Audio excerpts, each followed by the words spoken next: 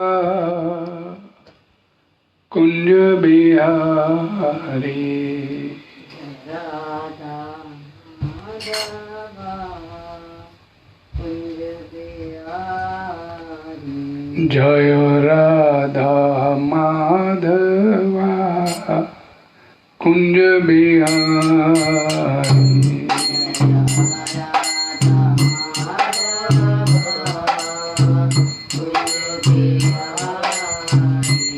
जय गोपीजन वल्लभा गिरिवरधारी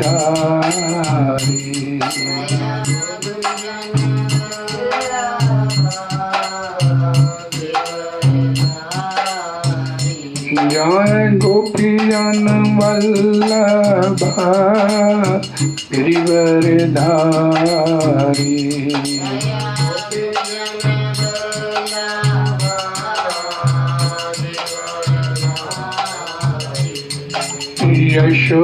यशोधनंदन भज जन रंजन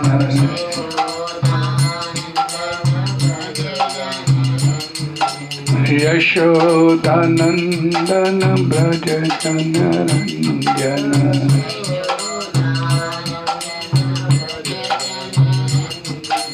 यमुना तीरा बनचारी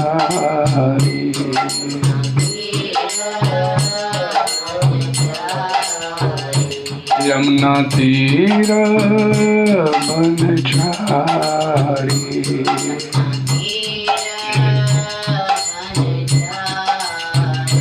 जय राधा माधवा कुंज बिहारी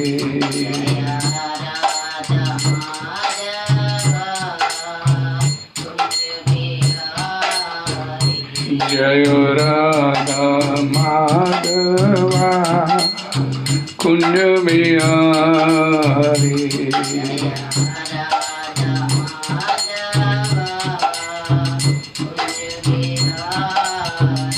हरे कृष्णा कृष्णा कृष्णा हरे हरे हरे रामा राम रामा हरे हरे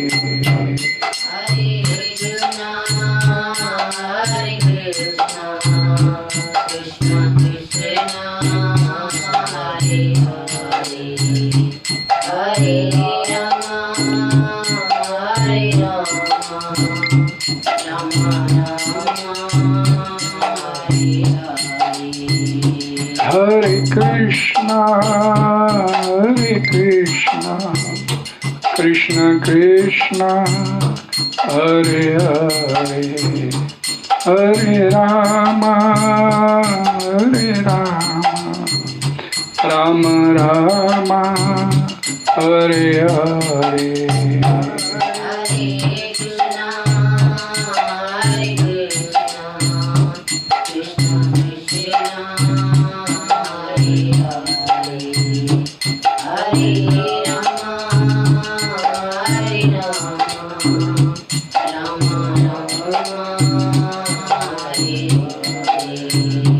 जय प्रभुपदाय जगत गुरु श्रील प्रभुपदाय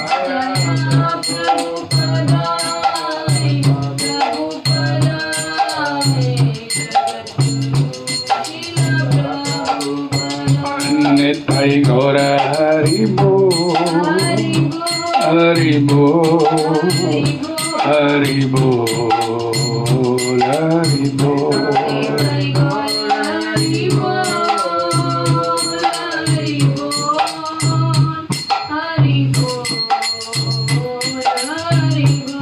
हरि नाम संकीर्तन की जय जगत गुरु श्री प्रभुपाद की जय।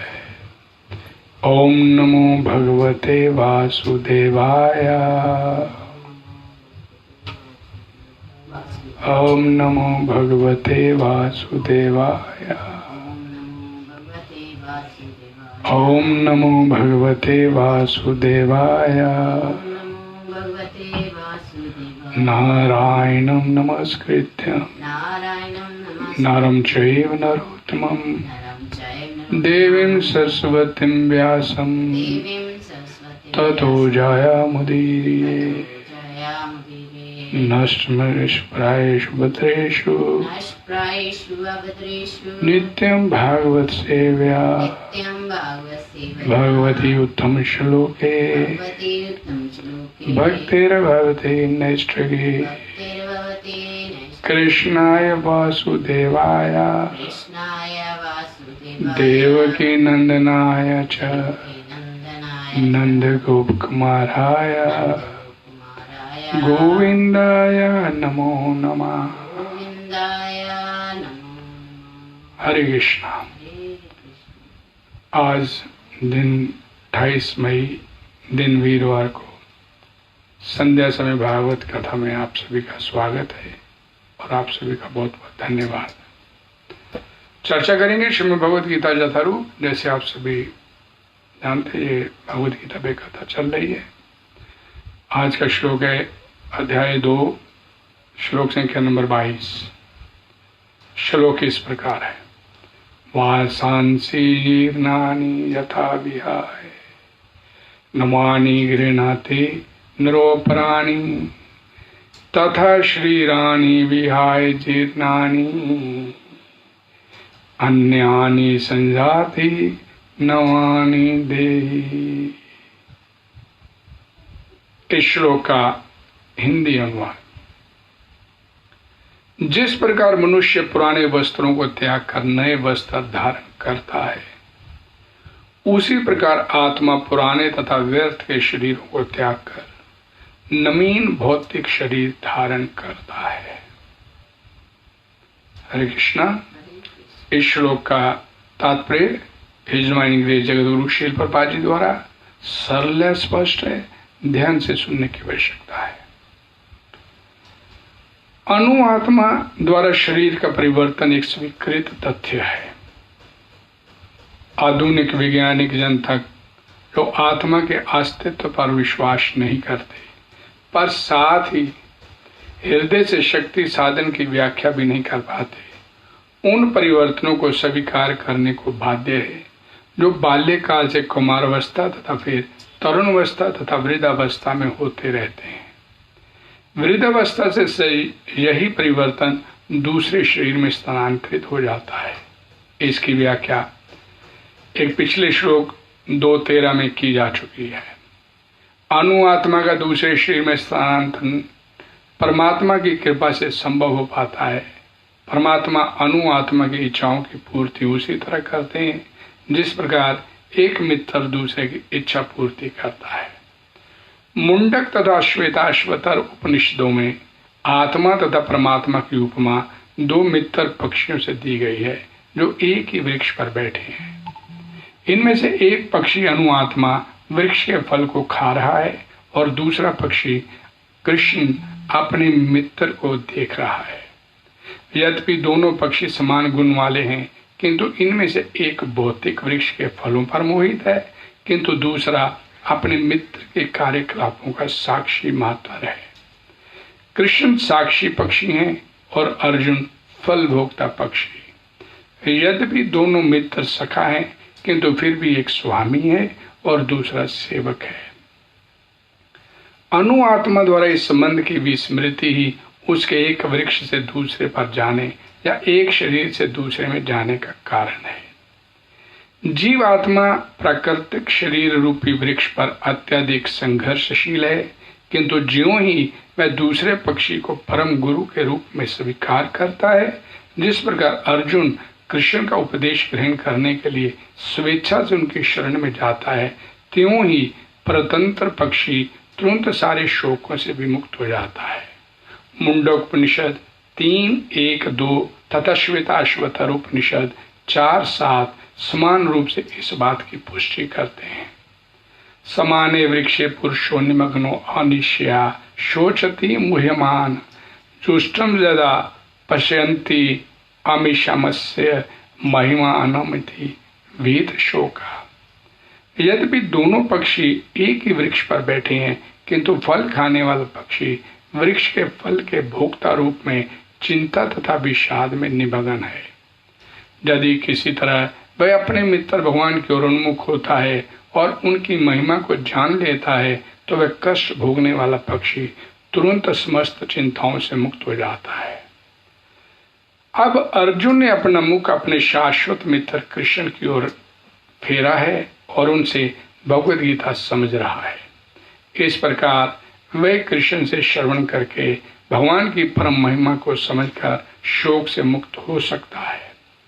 यहाँ भगवान ने अर्जुन को उपदेश दिया है कि वह अपने पितामह तथा गुरु के देहांतरण पर शोक प्रकट न करे, अपितु उसे इस धर्म युद्ध में उनके शरीरों का वध करने में प्रसन्न होना चाहिए, जिससे वे सब विभिन्न शारीरिक कर्म फलों से तुरंत मुक्त हो जाएं। बलि वेदी पर या धर्म युद्ध में प्राणों को अर्पित करने वाला व्यक्ति तुरंत शारीरिक पापों से मुक्त हो जाता है और उच्च लोक को प्राप्त होता है। अतः अर्जुन का शोक करना युक्ति संगत नहीं है। हरे कृष्णा। ओम ज्ञानतिमिरन्धस्य ज्ञानाञ्जन शलाकया चक्षुर्मीलितं येन तस्मै श्री गुरुवे नमः। श्री चैतन्य मनोभीष्टं स्थापितं येन भूतले स्वयं रूपा कदा मह्यं ददाति सम्पदान्तिकम्। नमो विष्णुपदाय कृष्ण पृष्ठाय भूतले श्रीमते भक्ति वेदांत स्वामिनी इति नामिने। नमस्ते सरस्वते देवे गौरवाणी प्रचारिणे निर्विशेष शून्यवादी पाश्चात्य देशधारिणे। वांछा कल्पतरुभ्यश्च कृपा सिन्धुभ्येव च पतितानां पावनेभ्यो वैष्णवेभ्यो नमो नमः। जय श्री कृष्ण चैतन्य प्रभु नित्यानंद श्री अद्वैत गदाधर शिवासादि गौर भक्त वृंदा। हरे कृष्णा कृष्ण कृष्ण हरे हरे, हरे राम राम राम हरे हरे। भगवतवाणी श्रीमद् भगवद गीता की जय। जगद्गुरु श्री प्रभात की जय। वात्सांसी जीर्णानि यथा विहाय नमानि गृह्णाति नरो प्राणी। जिस प्रकार मनुष्य पुराने वस्त्रों को त्याग कर नए वस्त्र धारण कर लेता है, मनुष्य नरो प्राणी तथा शरीरानी, उसी प्रकार आत्मा विहाय जीर्णानि अन्यानि संजाति नमानि देहि। पुराने तथा व्यर्थ के शरीरों को त्याग कर नवीन भौतिक शरीर धारण करता है। ये श्लोक में भगवान श्री कृष्ण ने अर्जुन को इस श्लोक को बोलते हुए नरो प्राणी अर्थात मनुष्य ही एक योनि है जिसमें वस्त्र बदलने पहनने का वृत्ति है। एक आप विश्वास कर सकते हैं कि वही एक कहीं युवा शरीर जो अभी तक एक युवा व्यक्ति का 20 साल पहले वो छोटा सा बालक था जिसे उसकी माता अपने गोद में उठा लेती थी, और वही शरीर 20 साल बाद एक जवान बलिष्ठ शरीर वाला स्वामी हो गया, और उसके बाद वही शरीर धीरे धीरे जीर्णानी धीरे धीरे खत्म होता चला जाएगा, वृद्ध अवस्था को प्राप्त होगा और फिर अगली देह की प्राप्ति कर लेता है। हमने कल पढ़ा था इस श्लोक को। ये परिवर्तन होता है शरीर में। इस शरीर में बताया जाता है, शास्त्रों में बोला गया कि प्रत्येक भौतिक जीवित शरीर को अस्तित्व में आने के बाद 6 प्रकार के परिवर्तनों से होकर गुजरना पड़ता है। अर्थात जन्म होता है, विकास होता है, फिर बढ़ता है, वो जन्म लेता है शरीर, फिर उसमें थोड़ी शरीर वृद्धि होती, विकास होता है, बढ़ता है शरीर, पोषण तीसरा उसका पोषण होता है शरीर का, और संतान उत्पन्न करता है, और पांचवा धीरे धीरे जीर्ण अवस्था में आ जाता है, और छठा शरीर छोड़ देता है। ये 6 प्रकार के परिवर्तन शरीर में होते हैं। कौन से शरीर में होते हैं? जिस शरीर में आत्मा होती है।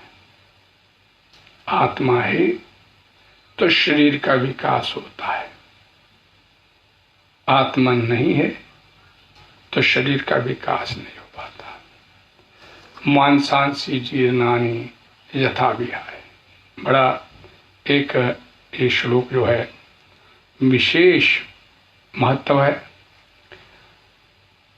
13वें श्लोक में हमने पढ़ा कल कि देहांतर प्राप्ति हो गया, और उसी बात का उदाहरण लेकर स्पष्ट रूप से यहां पर बताया गया। जैसे पुराने कपड़ों के परिवर्तन पर मनुष्य को शोक नहीं होता, उसी प्रकार ऐसे शरीरों के परिवर्तन पर भी शोक नहीं करना चाहिए। धीर तत्र न मुह्यति, धीर पुरुष को, अर्थात जिसे ये इस बात का ज्ञान है। और कपड़े मनुष्य ही बदलते हैं, पशु पक्षी नहीं। अतः यहाँ कपड़े बदलने के उदाहरण में नर प्राणी, नर पद का इस्तेमाल भगवान यहाँ पर करते हैं। ये मनुष्य योनि का सूचक है, और इसमें स्त्री पुरुष बालक बच्चे जवान बूढ़े सभी आ जाते हैं।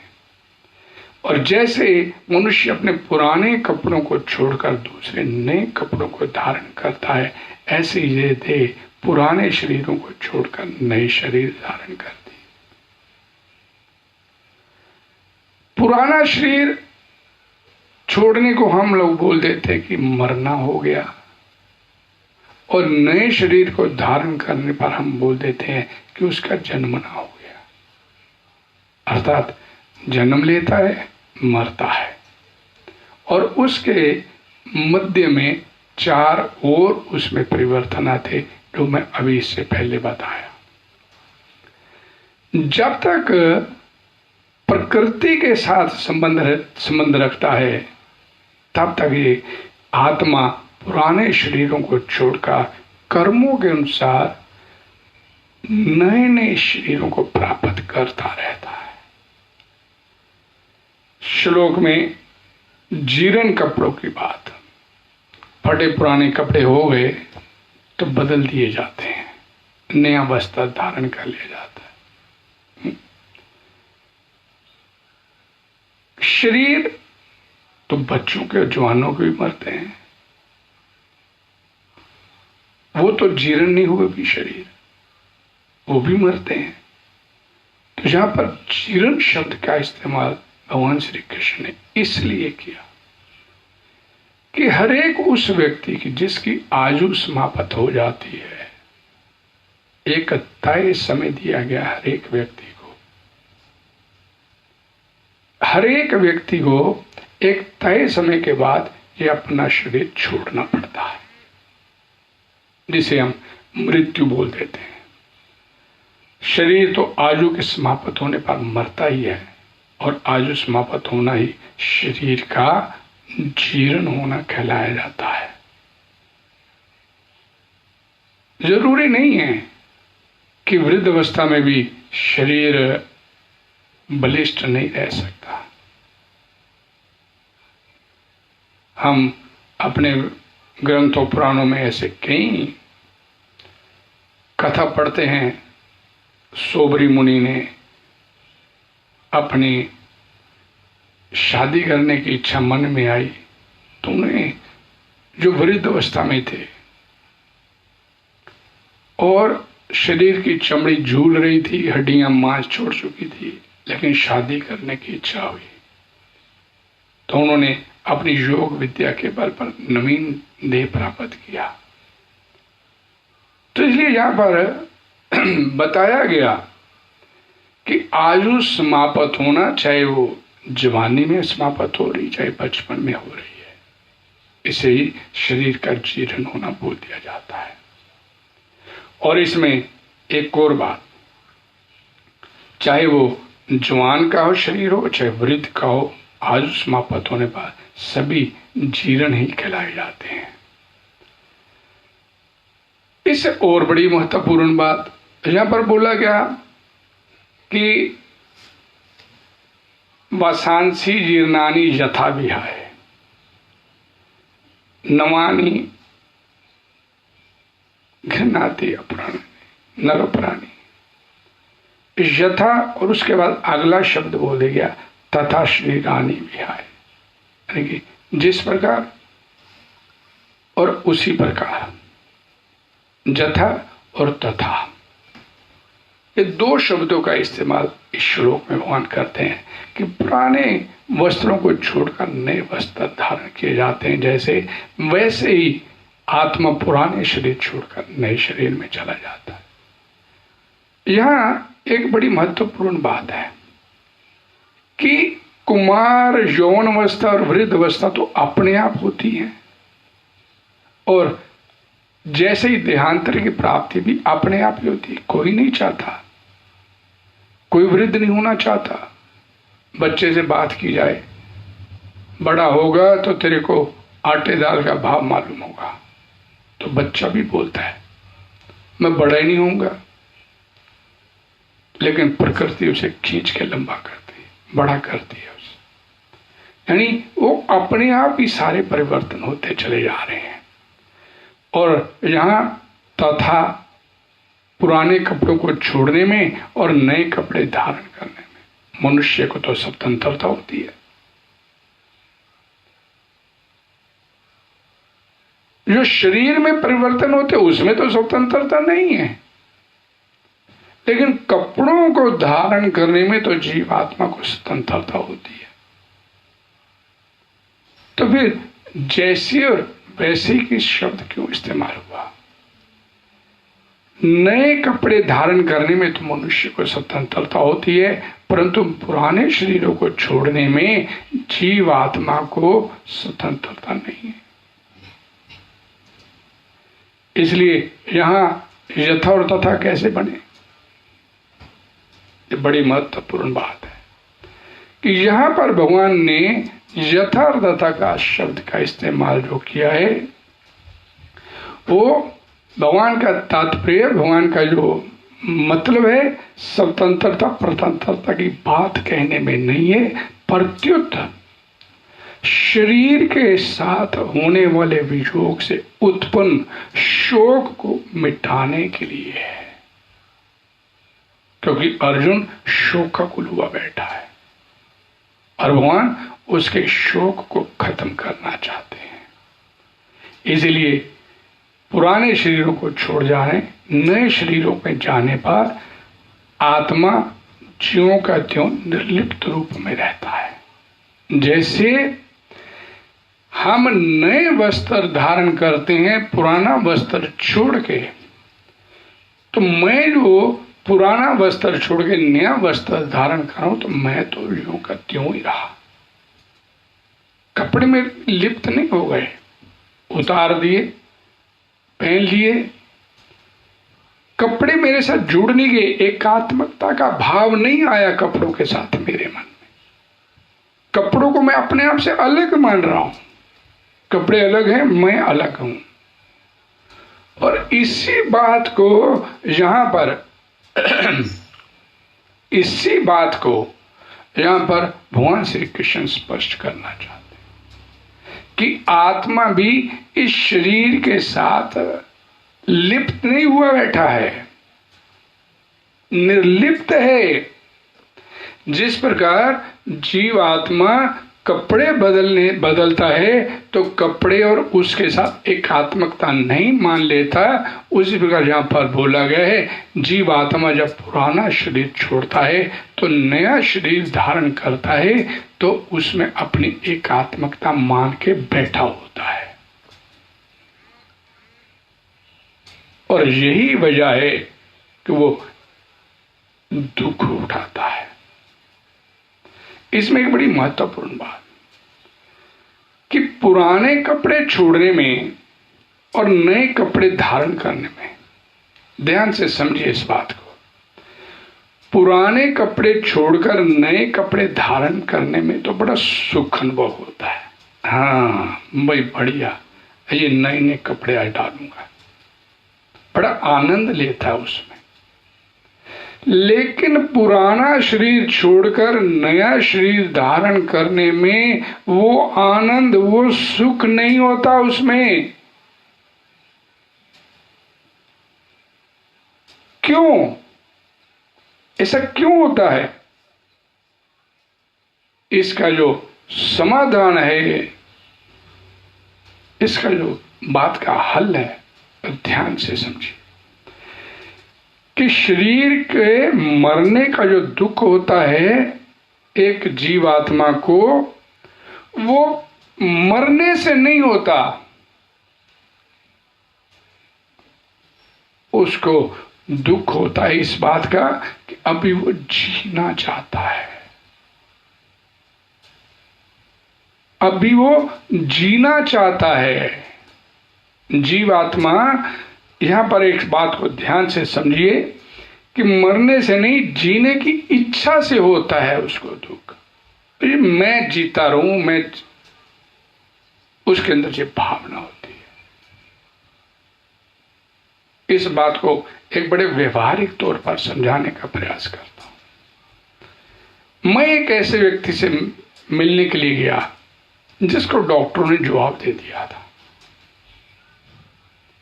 मैं उस व्यक्ति के पास गया तो काफी भीड़ थी उसके कमरे में, लेकिन उस व्यक्ति को मालूम नहीं था कि उसे जवाब दे दिया गया हुआ है।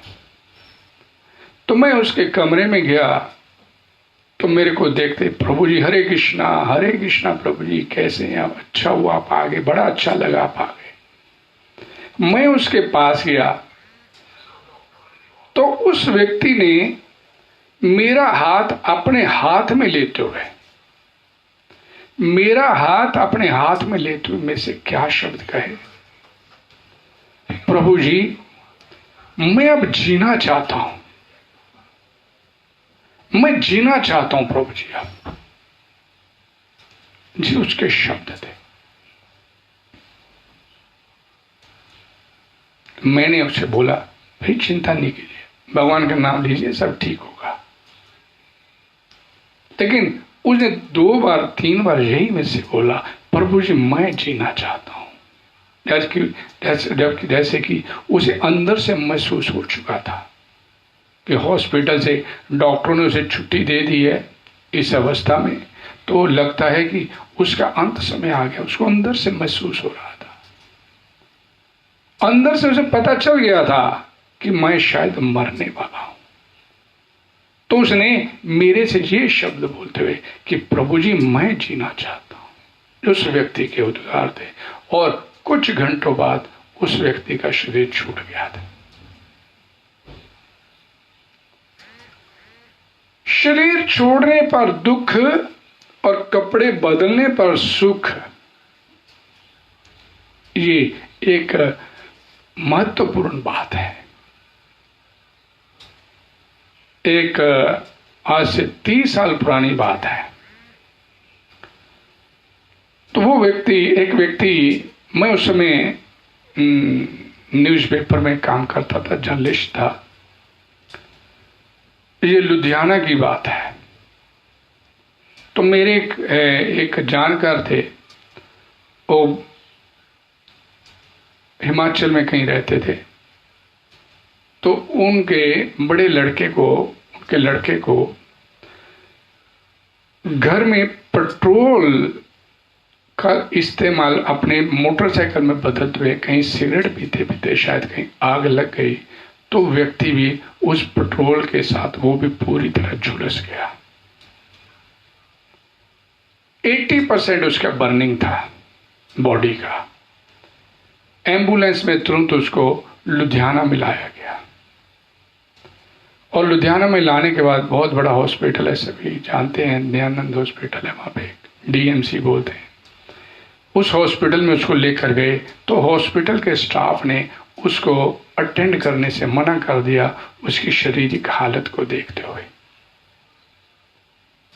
भाई हमने इसको एडमिट करेंगे, ये बचने वाला नहीं है। 80% ऑलमोस्ट इसकी 80% बर्निंग है इसकी बॉडी पे। और वो उसी बॉडी को लेकर, झुलसी हुई शरीर को लेकर उसके परिवारजन सीएमसी हॉस्पिटल है लुधियाना में, वहां ले गए।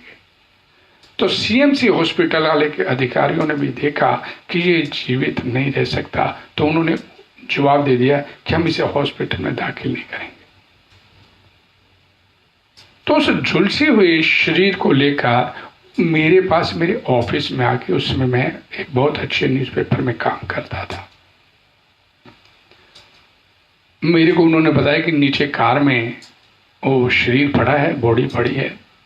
तो भाई किसी भी हॉस्पिटल वालों ने उसे एडमिट नहीं किया। मेरे को बड़ा अजीब सा लगा कि हॉस्पिटल वाले एडमिट क्यों नहीं करें, कहीं हम इसको ऐसी अवस्था में कहाँ ले जाएं, घर वापस किस लिए ले जाएं, कोई तो इसका ट्रीटमेंट होना चाहिए।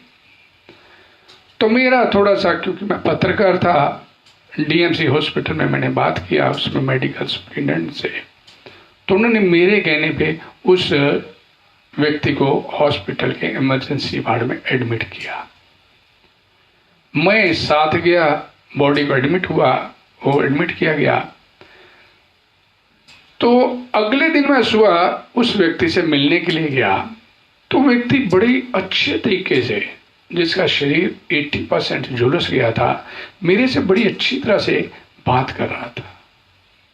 और उसने पूरा मेरे को अपना वृत्तांत बताया कि मैं ऐसे ऐसे पेट्रोल डाल रहा था, आग लग गई, झुलस गया। तो मेरे को मन में बड़ा महसूस हुआ कि ये व्यक्ति कैसे मर सकता है, इतनी अच्छी तरह से ये बातचीत कर रहा है। तो मैंने डॉक्टर से पूछा, तो उन्होंने बोला कि 80% बर्निंग जो है, ये कभी भी इसका शरीर एकदम जवाब दे जाएगा। हमने ट्रीटमेंट किया है, मेडिसिन लगाई, इसकी पूरी बॉडी पे दवाई लगी है, लेप किया है, लेकिन उम्मीद नहीं है।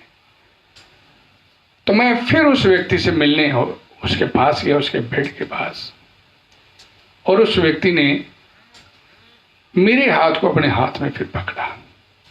ये मैं 30-35 साल पुरानी बात बता रहा हूं आपको। और मेरे को बोलने लगा, प्रभु जी मेरे को बचा लीजिए, सर मेरे को बचा लीजिएगा, मेरी तो अभी भी शादी हुई, मैं तो जीना चाहता हूं। और ये बात करते करते ही उसकी गर्दन एकदम लुढ़क गई और उसने वहीं पे शरीर छोड़ दिया। यानी कि अंदर जीने की ललक थी उसके अंदर। दुख किस लिए होता है? क्योंकि जीने की इच्छा होती है, इसलिए दुख होता है। और वहीं दूसरी तरफ मैं आपको एक और इंस्टेंस आपको बताता हूं कि ये 2 कर्मी लोग थे जिन्होंने अपना शरीर छोड़ा। जीने की ललक थी जिनके अंदर, जीना चाहते थे। और मेरी गुरु बहन, उसको कैंसर हो गया। हॉस्पिटल में, जहां चंडीगढ़ में पीजीआई में एडमिट थी। तो उसमें मेरी स्थिति ऐसी नहीं थी कि मैं उसको मिलने के लिए हॉस्पिटल में जा सकूं। तो अक्सर फोन पे मेरी उनसे बात होती थी, माता जी से। तो माता जी मेरे से आधा घंटा मेरे से भगवत गीता के ऊपर चर्चा किया करते थे। प्रभु जी ऐसे कैसे होता है, ऐसे कैसे होता है, भगवत गीता में ये बोला गया है। फिर एक दिन उन्होंने मेरे को बोला, प्रभु जी मेरी इच्छा है कि मेरे को 20-25 भगवत गीता यहाँ पे चाहिए हॉस्पिटल में, आप भेज सकते हैं? मैंने कहा कोई बात नहीं माता जी, मैं भिजवा देता हूँ। मैंने अपने संगी साथी को बोला और उनके पास 25-30 भगवत गीता उनके पास भिजवा दिया। मैंने पूछा क्या करोगे 25-30 भगवत गीता? मैं यहाँ पे हॉस्पिटल के जो स्टाफ है, डॉक्टर हैं, नर्सिस हैं और पेशेंट हैं, और भी जो रोगी हैं मेरे साथ यहाँ पर, मैं उन सबको भगवत गीता देना चाहती हूँ। मैं चाहती हूँ कि ये लोग भगवत गीता पढ़ें और इस उच्च विज्ञान को, ज्ञान को समझें। तो उसकी बड़ी रुचि होती थी भगवान का प्रचार प्रसार करने में। और जब भी कभी पहले जब वो ठीक थी तो मेरे पास आती थी, प्रभु जी मेरे को 10 भगवत गीता दे दीजिए, मेरे को 5 भगवत गीता दे दीजिए, मैं पैसे आपको बाद में दूंगी। मैं कह कोई बात नहीं माता जी, जब आपके पास पैसे हो तब दे दीजिएगा। और अब तो वो हॉस्पिटल में थी और मरणासन अवस्था में थी। और फिर एक दिन फोन आया उनका, माता जी का, प्रभु जी डॉक्टर ने बोला है कि मैं अब ठीक हूं और घर ले जाओ इसको, मेरे को छुट्टी दे दी गई है। मेरे को बड़ा अजीब सा लगा, तो मैंने उनके पति से बात किया, हस्बैंड से, तो बोले जी उन्होंने फोन पे बाहर आके बोला कि डॉक्टर ने जवाब दे दिया है, घर ले जाकर इनकी सेवा कर लीजिए। वो घर ले आए और घर लाने के कुछ दिन बाद फोन मेरे पास रोज आता था और भगवत चर्चा करती थी वो माता मेरे से। सेक्टर 14 में पंचकुला में रहती थी। तो एक दिन आधी रात को करीब 1 बजे के करीब मेरे पास फोन आया माता जी के घर से, माता जी की बेटी का। प्रभु जी एक बात बताइए, जब जीव आत्मा शरीर छोड़ने वाला होता है तो उसमें भगवत गीता का कौन सा अध्याय पढ़ना चाहिए? मैंने कहा माता जी मैं उसमें नींद में था। मैंने कहा माता जी 8वां पढ़ लीजिए, भगवत प्राप्ति है। तो मैंने नींद में उसे बोल दिया, उधर से फोन कट हो गया। तो जैसे फोन बंद हुआ मैं थोड़ा सा नींद से उठा, लेकिन मैंने कैसे बोल दिया 8वां अध्याय पढ़ना चाहिए। उनको तो बोलना चाहिए था कि इस समय सिर्फ हरे कृष्णा महामंत्र का जाप करना चाहिए। मैंने फोन वापस मिलाया लेकिन फोन मिला नहीं। 1 बार किया, 2 बार ट्राई किया, 3 बार किया, लेकिन फोन नहीं मिला दोबारा। मैं उस समय उठा, मेरा भी खुद का ऑपरेशन हुआ था उस समय। मैं भी उस स्थिति में नहीं था कि मैं गाड़ी चला लेता। और मैंने 2-4 संगी साथियों को फोन किए, लेकिन उस समय रात को किसी का जवाब नहीं मिला। सभी के फोन बंद आए या किसी ने उसका फोन पे उठाया नहीं। और बाहर उस समय बड़ी तेज आंधी तूफान बारिश चल रही थी। तो मेरे मन में आया कि मैं खुद ही गाड़ी लेके चलता हूं। और उस रात मैं, मेरे एक किराए पे रहते थे, एक बहुत अच्छे डिवोटी थे मिस्टर सौरभ।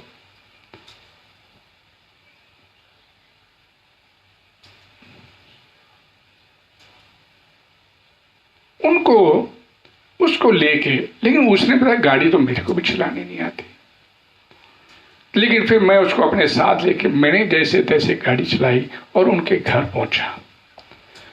तो उनके पति मेरे को बाहर मिल गए। बोले जी हम नहीं, बोले आपने जी अंदर से आवाज नहीं आ रही, अपने चैंटिंग बॉक्स नहीं चलाया, हरे कृष्ण महामंत्र नहीं चल रहा आपके घर में? हम नहीं है, मैं नहीं मानता। मेरी पत्नी मरणासन अवस्था में आ गई।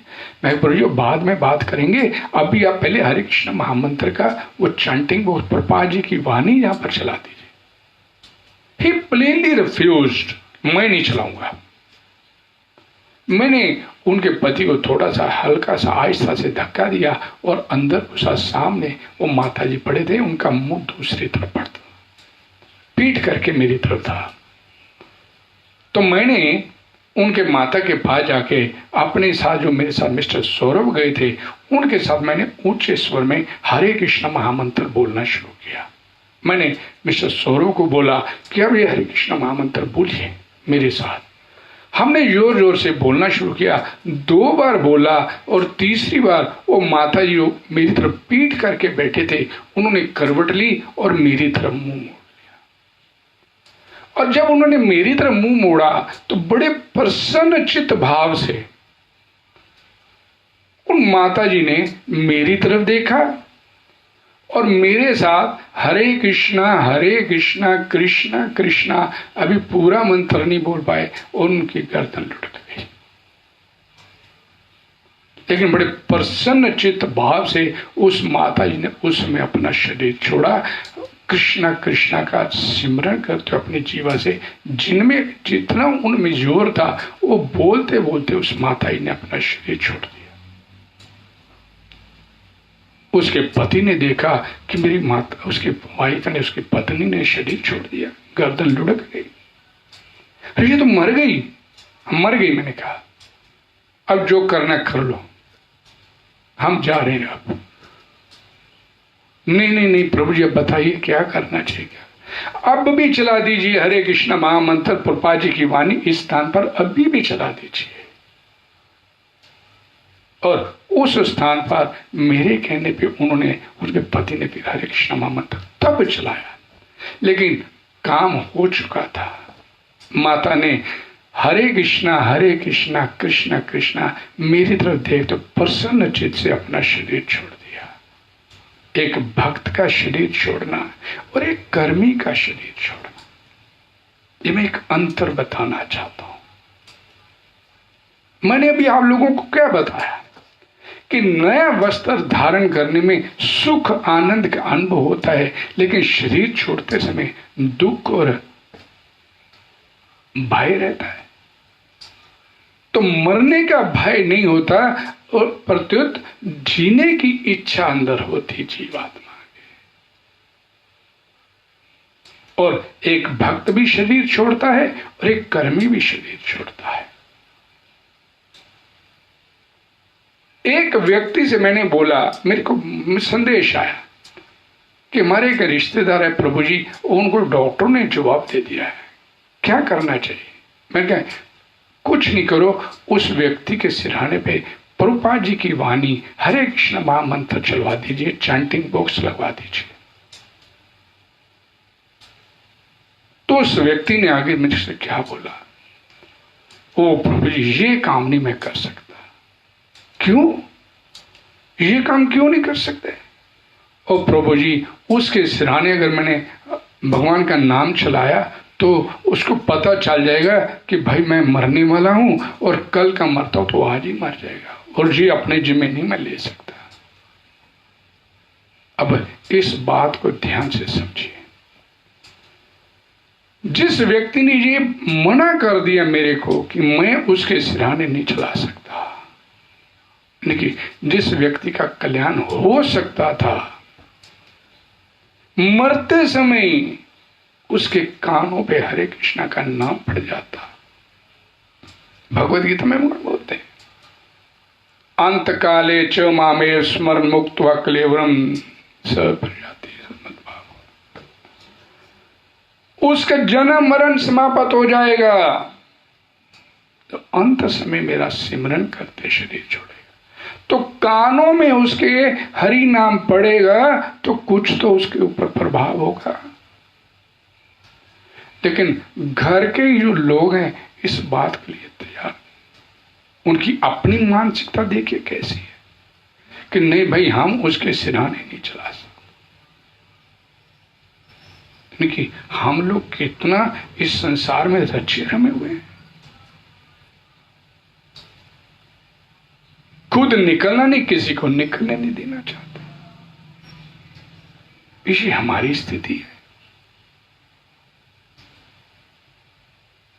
ये हमारी स्थिति है संसार की। यहां पर बोला गया कि जब मनुष्य शरीर के साथ एकात्मकता कर लेता है, तो वस्त्र के साथ तो नहीं करता, ये वस्त्र लग गया मैं अलग, लेकिन ये ज्ञान कि मैं आत्मा हूं, मैंने ये शरीर धारण किया है, मैंने ये शरीर धारण किया है,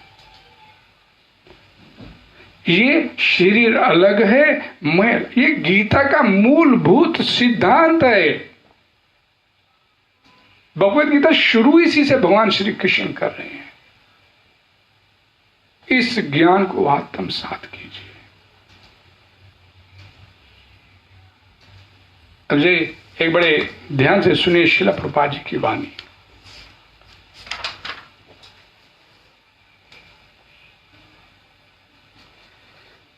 जब एक व्यक्ति मृत्यु उन्मुख था तो उसने अपने डॉक्टर से 4 और वर्ष जीवित रहने के अवसर देने के लिए उससे प्रार्थना किया। प्रभुपाद जी अपने एक मित्र को मिलने के लिए गए हॉस्पिटल में, जो व्यक्ति मरने वाला था। तब श्रील प्रभुपाद जी उसके पास उसके कमरे में पहुंचे तो उन्होंने देखा कि वो डॉक्टर से अनुनय विनय कर रहा था कि डॉक्टर साहब, अभी मेरी बहुत सी योजनाएं बाकी रहेगी जीवन की, मेरे को सिर्फ 4 साल का समय और दे दीजिए, किसी तरह मेरा जीवन अवधि बढ़ा दीजिए, मैंने भी बहुत से काम करने हैं, बहुत से मेरे इच्छाएं मेरी रह गई हैं, बहुत से काम करने के लिए रह गए हैं, मैं 4 साल में अपने ऑलमोस्ट कर लूंगा। तो देखिए, ध्यान से सुनिए। जब वो मर रहा था, जब उसने अपना शरीर छोड़ा, तब वह अपनी योजनाओं के बारे में सोच रहा था, और जब उसका शरीर नष्ट हो गया तो वह निस्संदेह अपनी योजनाओं को अपने सूक्ष्म शरीर द्वारा, जो मन बुद्धि तथा मिथ्या अहंकार से संगठित होता है, अपने साथ ले गया। इस प्रकार हृदय में परमात्मा के रूप में सदैव विद्यमान सर्वस्य चाहम हृदय सन्निविष्टो मता स्मृति ज्ञानम अपूर्णम च।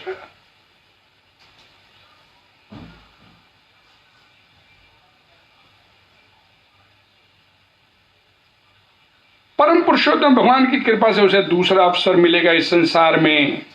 अगले जन्म में परमात्मा से मनुष्य स्मृति प्राप्त करता है। ध्यान से सुनिए इस बात को। और पूर्व जन्म में प्रारंभ की गई योजनाओं को वह पूरा करना शुरू करता है, और इस प्रकार अपूर्ण इच्छाओं की गुणवत्ता इस बात में मर्म भूमिका निभाती है कि जीव अगले जन्म में किस प्रकार का शरीर प्राप्त करेगा, कैसा शरीर उसको मिलेगा। ये उसके शरीर छोड़ते समय उसके जो सूक्ष्म शरीर में जो भाव चल रहे, वो महत्वपूर्ण भूमिका निभाते हैं। इसी बात को तो भगवद गीता में बोला, यम यम वापि स्मरण भावम तजन्ते क्लेवरम थम तमय बलती कौंते। भाई, तू मेरा सिमरन करते शरीर नहीं छोड़ेगा, फिर संसार के किसी भी भाव का सिमरन करते अगर तूने शरीर छोड़ा, तो उसी भाव को तेरे को अगला जन्म प्राप्त हो जाएगा। देखिए, हमारा बार बार जन्म लेना, बार बार मरना, हमारी ये अपूर्ण, इस शरीर में जो अपूर्ण इच्छाएं रह गई, जो इच्छाओं को, कामनाओं को पूरा नहीं कर पाए, जो पाप पुण्य हमने किए, उनके फल को भोगने के लिए अगला शरीर तो लेना पड़ेगा ना। स्थूल शरीर यहीं पे रह गया, यहीं 5 भूत तत्वों में मिल गया, जल भूमि वायु अग्नि आकाश, ये स्थूल शरीर यहीं रह गया। और सूक्ष्म शरीर, मन बुद्धि अहंकार, ये सूक्ष्म शरीर जो दिखता नहीं, जिस मन बुद्धि ने पाप पुण्य किए, उसी मन बुद्धि ने अगले शरीर में जाके उन पाप पुण्य के फलों को भोगना भी तो है। कोई नया मन बुद्धि नहीं आ जाएगा, एक मन ने पाप के कोई नया मन मिल जाएगा अगले शरीर में, नहीं। भगवत गीता में भगवान आगे जाके स्पष्ट करेंगे कि 8 तत्वों वाला ये शरीर, जल भूमि वायु अग्नि आकाश, मन बुद्धि अहंकार, अपरा शक्ति मेरी। तो जिस मन बुद्धि अहंकार ने पाप पुण्य किए, उसी मन बुद्धि अहंकार ने अगले शरीर में जाके उनको झेलना भी है, भोगना भी है। ये नहीं है कि इसमें पाप पुण्य किए अगले में न भोगने नहीं है। अक्सर लोग बोलते हैं अगला जन्म किसने देखा, खाओ पियो मौज करो, पशु वृत्ति है। अगला जन्म देखने की जरूरत नहीं है। इसी जन्म में देख लीजिए, कोई व्यक्ति झुग्गी झोपड़ी में पैदा हो रहा है तो कोई व्यक्ति महलों में पैदा होता है। कोई व्यक्ति जन्म से अपंग होता है और कोई व्यक्ति जन्म से सुंदर होता है। कोई व्यक्ति जन्म से अंधा होता है और कोई व्यक्ति कैसी अवस्था में होता है। क्यों होता है? किस लिए? जन्म लेते उसने कौन से पाप पुण्य कर लिए पहले ही, भोगने तो उसने पिछले हैं। भगवत गीता में भगवान श्री कृष्ण बोलते हैं, गहनो कर्माणी गति, कर्म की गति बड़ी गहन है और कौन से कर्म का फल कब मैं दूंगा ये भगवान ने अपने हाथ में रखा है। कर्मण्यवाधिकारस्ते मां फलेषु कदाचन, तेरे को कर्म करने की स्वतंत्रता दी है मैंने। और इसी बात पे यहां पर बोला गया कि उसी स्वतंत्रता का दुरुपयोग और उसी स्वतंत्रता का सदुपयोग ये जीवात्मा को जन्म दर जन्म दिलाने में, जहां उसको वापस अपने घर ले जाने में ये महत्वपूर्ण भूमिका होती है कि आपको भगवान द्वारा मिलेगी ये फ्रीडम टू वर्क, कर्म करने की जो स्वतंत्रता है उसका आप कितना सदुपयोग करते हो, क्या या उसका दुरुपयोग करते हो। और इस संसार में दुरुपयोग किसे बोला गया? अपने स्वार्थ के लिए इस्तेमाल करना, अपनी इंद्रिय तृप्ति के लिए, यही दुरुपयोग है। भुजन्ते ते तु अधम पापा पचन्ति तु आत्मकार। अपने लिए पका के खाएगा, अपने लिए कुछ करेगा, अपनी इंद्रिय तृप्ति के लिए अगर तू कुछ करेगा तो भगवान भगवत गीता के 3रे अध्याय में बोलते हैं, पाप खाएगा। और हम सब लोग पाप के भागीदार होते चले जा रहे हैं। क्यों? क्योंकि हमारा जीवन अपनी इंद्रिय तृप्ति के ऊपर आधारित है और हम इससे अपने आप को बाहर निकालना भी नहीं चाहते। हर व्यक्ति मेरे को आनंद मिले, मेरे को प्रसन्नता मिले, मेरा जीवन बढ़िया रहे, मेरे को ये मिल जाए, मेरे को वो मिल जाए, इसी में जीवन निकलता चला जा रहा है। और परिणाम और तृप्त कामनाओं के चलते पुनरपि जननम पुनरपि मरणम ये होता चला रहा है। क्यों जन्म लेते हम? क्या जन्म लेने के पीछे कारण है? एक बड़ा प्रैक्टिकल एक, मैं थिएटर में गया, सिनेमा देखने गया, सिनेमा देखा मैंने, सिनेमा खत्म हो गया, वापस आया, सब दुनिया वापस आ गई जिन्होंने फिल्म देखी। अब थिएटर में उनमें से कौन वापस जाएगा थिएटर पे? वही वापस जाएगा जो कोई अपनी वहां पर वस्तु भूल गया, कोई पर्स भूल गया, कोई रुमाल भूल गया, कोई चश्मा भूल गया, वो लेने के लिए जाएगा। ठीक इसी तरह जब हम इस संसार से पलायन करते हैं, इस संसार से निकलते हैं, जाते हैं, शरीर छोड़ते हैं, तो हम भी यहां पर अपनी कोई ना कोई वस्तु भूल जाते हैं। कोई माता को ध्यान करते शरीर छोड़ता है, कोई पिता को ध्यान करते शरीर छोड़ता है, कोई पत्नी को ध्यान करते शरीर छोड़ता है, कोई संतान का ध्यान करते शरीर छोड़ता है, कोई अपनी धन संपत्ति मकान कोठी इसका ध्यान करते करते शरीर छोड़ देता है। भगवान बड़े करुणा सिंधु है। अरे भाई तू कुछ भूल आया है, जा वापिस वहीं पे दोबारा उसी स्थान पर किसी ना किसी रूप में उसको वहां पर उसी जगह पर भेज देते हैं, दोबारा भेज देते हैं, चल भाई तू भूल आया कुछ। और वही अगर वो व्यक्ति कृष्णा कृष्णा हरे हरे करते हुए शरीर छोड़ दे तो ये तो मेरे पास ही आना चाहता था, इसे तो मैं अपने पास बुला देता हूं। उसका जन्म मरण छुड़वा देते हैं। और जो व्यक्ति इस संसार में अपना भूल गया कुछ, उसे फिर भगवान वहीं दोबारा भेजते हैं। व्यक्ति अपने मकान के मेरे पीछे मेरे मकान का क्या होगा, ये सोचते सोचते शरीर छोड़ देता है।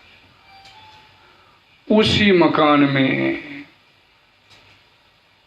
छिपकली के रूप में, चूहे के रूप में, कॉकरोच के रूप में, कुत्ते के रूप में किसी न किसी तरह उसी मकान में उसे भेजते रहते हैं। तेरी बड़ी आसक्ति थी इस मकान में।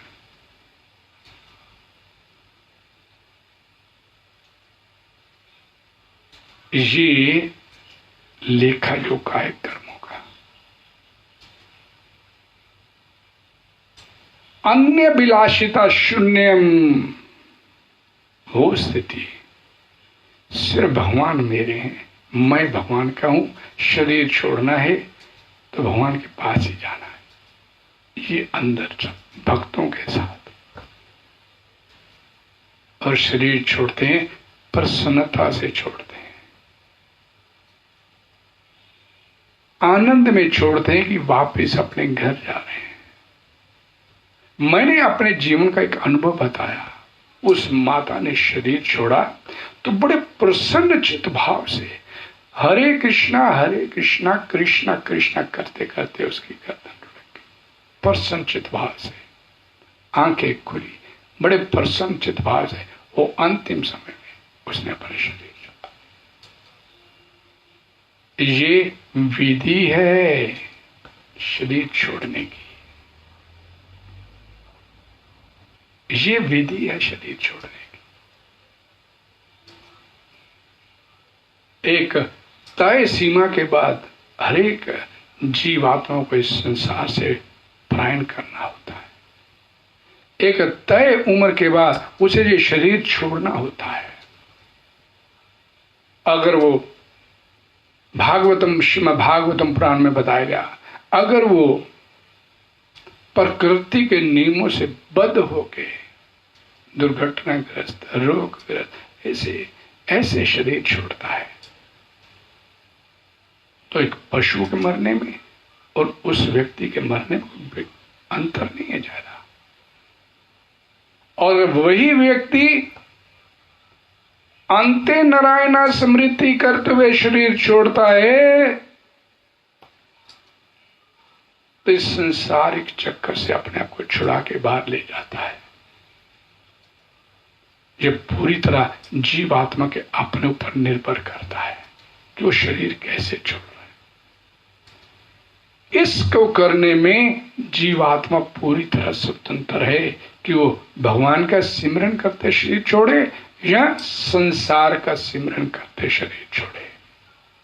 पूरी तरह से वो जीवात्मा स्वतंत्र है। अब अपनी स्वतंत्रता का सदुपयोग या दुरुपयोग ये उसके अपने हाथ में है। हरे कृष्णा कृष्णा कृष्णा हरे हरे, हरे राम राम राम हरे हरे। जगतगुरु श्री प्रभुपाद की जय। कल फिर ठीक इसी समय शाम को 5 बजे से 6 बजे भागवत चर्चा में आप सभी का स्वागत है। आपका धन्यवाद। हरे कृष्णा।